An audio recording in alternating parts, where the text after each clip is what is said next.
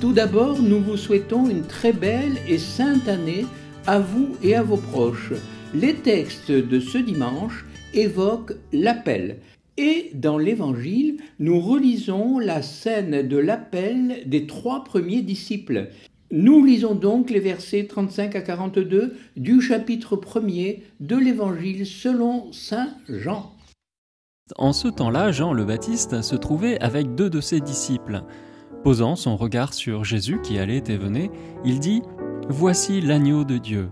Les 2 disciples entendirent ce qu'il disait, et ils suivirent Jésus. Se retournant, Jésus vit qu'ils le suivaient, et il leur dit « Que cherchez-vous » Ils lui répondirent « Rabbi », ce qui veut dire « Maître, où demeures-tu » Il leur dit « Venez et vous verrez ». Ils allèrent donc, ils virent où il demeurait, et ils restèrent auprès de lui ce jour-là. C'était vers la 10e heure, environ 4 heures de l'après-midi. André, le frère de Simon-Pierre, était l'un des 2 disciples qui avait entendu la parole de Jean et qui avait suivi Jésus. Il trouve d'abord Simon, son propre frère, et lui dit « Nous avons trouvé le Messie », ce qui veut dire Christ. André amena son frère à Jésus. Jésus posa son regard sur lui et dit « Tu es Simon, fils de Jean, tu t'appelleras Képhas », ce qui veut dire Pierre. Merci Jean de m'accueillir sur notre chaîne de vidéos paroissiales. Effectivement, la vie chrétienne se vit sur le registre de l'appel, de la réponse à un appel personnel, une rencontre, une amitié, une intimité avec le Seigneur, avec le tout autre. La vie chrétienne, c'est faire l'expérience de Dieu. Et l'évangéliste Saint Jean va le rappeler avec force dans sa première lettre. Donc je cite « Bien-aimés, ce qui était depuis le commencement, ce que nous avons entendu, ce que nous avons vu de nos yeux, ce que nous avons contemplé et que nos mains ont touché du Verbe de vie, nous vous l'annonçons, oui, la vie s'est manifestée, nous l'avons vue et nous en rendons témoignage. » Alors si je comprends bien, Père Julien, nous sommes invités à faire nous-mêmes l'expérience de Dieu. Venez et vous verrez. Mais est-ce que ce n'est pas un projet trop ambitieux finalement ? Ambitieux peut-être, parce que le Seigneur veut le meilleur pour chacun de nous, mais un projet simple aussi, simple à mettre en œuvre et à notre portée. Fermez les yeux, recueillez-vous et c'est parti. Comment ça, un projet simple ? Partons de quelques exemples dans la Bible. Le prêtre Élie, par exemple, va conseiller au jeune Samuel en l'encourageant et en lui disant « Si le Seigneur t'appelle, tu lui diras simplement « Parle, Seigneur, ton serviteur écoute ». On voit que Dieu a l'initiative, il a toujours l'initiative, et il veut nous rencontrer. Il veut se faire proche de chacun de nous, et il va prendre des chemins tout simples pour nous rejoindre. Le prophète Élie était animé de la même conviction quand il disait « Il est vivant, le Dieu devant qui je me tiens ». Il avait fait cette expérience bouleversante de Dieu. Effectivement, ces textes nous encouragent donc, en ce début d'année, à prendre du temps pour Dieu, à nous rendre disponibles pour faire nous-mêmes cette rencontre. Voilà, donc il ne faut peut-être pas s'attendre à des éclairs, à la nuée, à du tonnerre et à des tremblements de terre, comme Moïse au sommet du mont Sinaï. Il s'agit tout simplement d'écouter Dieu dans le silence de la prière, dans le murmure de la brise légère, comme on le lit dans le premier livre des rois au sujet du prophète Élie. Mais dites-moi, si nous ne sentons vraiment rien, même pas le murmure de la brise légère, et si nos distractions reviennent en boucle, que faire, Père ? Eh bien, si nous n'entendons rien, si nous avons l'impression de faire l'expérience du vide et du néant, malgré tout, Dieu se donne dans ce regard de foi et Dieu travaille notre cœur à la manière d'un ferment. Il s'agit juste d'être patient et de demeurer dans ce contact, dans cette obscurité de la foi. La foi en tant que vertu surnaturelle, en tant que vertu théologale, est un contact avec Dieu. La foi atteint le cœur de Dieu. Alors, on se rappelle certainement de cette scène de l'Évangile où une femme malade va s'approcher de Jésus pour toucher les franges de son vêtement. Tout à fait. Elle se disait, si je parviens à toucher seulement son vêtement, je serai sauvée. Et il y avait pourtant beaucoup de monde autour de Jésus ce jour-là, mais une seule personne va toucher Jésus, va atteindre son cœur, c'est cette femme justement qui approche de lui avec foi et humblement. Et elle a été guérie. Et Jésus va lui dire, c'est ta foi qui t'a sauvée. Jésus lui dit alors, ma fille, ta foi t'a sauvée, va en paix et sois guérie de ton mal. Un acte de foi, humble et confiant, et ça y est, c'est la rencontre qui s'opère. Et il faut toujours revenir à cet acte de foi, même si nous sommes troublés, même si nous avons des distractions, même si nous avons des agendas surchargés, il faut revenir en permanence à cet acte de foi. Je crois, j'aime et j'espère. Oui, effectivement, un sage conseil, mon père. Et comme chaque semaine, nous parlons cinéma. Pas évident de représenter ce type de rencontre. Quel film avez-vous à nous proposer sur le thème de la prière dans le cadre de notre Minute Cinéma? Dans le cadre de notre Minute Cinéma, on peut parler du dernier né et des studios Pixar. Pixar qui a été racheté, comme vous le savez, par Disney en 2006. Et c'est le leader dans le domaine du film d'animation en images de synthèse en 3D. Et donc, vous êtes certainement au courant de ce film qui est sorti le jour de Noël, le 25 décembre dernier, et qui parle justement du ciel et de la rencontre avec le Seigneur. Oui, bien sûr, c'est Soul, la toute dernière merveille de Pixar Disney avec les voix françaises de Omar Sy, voilà, je cherchais, et de Ramsey. Mais dites-moi, Père Julien, soyons sérieux, il est question du ciel, s'agit-il d'un conte métaphysique sur le sens de la vie ? Il est question du sens de la vie, il est question aussi du ciel, de la vie après la mort, des fins dernières, et de la rencontre avec Dieu. Et donc, on est tout à fait dans notre sujet pour illustrer notre texte de l'Évangile de ce dimanche.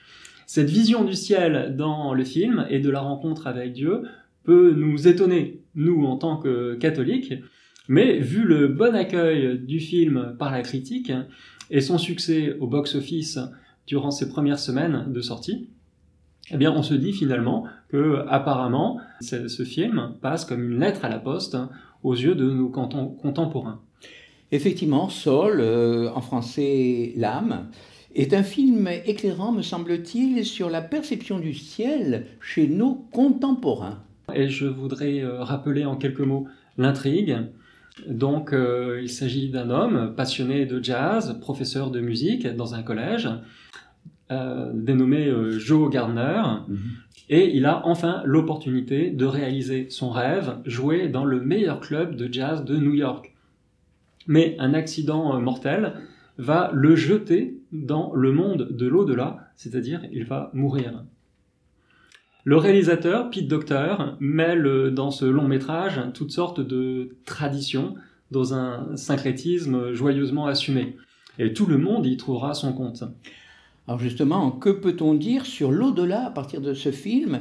Un happy end à la sauce ketchup, peut-être? C'est ça, un happy end à la sauce ketchup, c'est bien trouvé.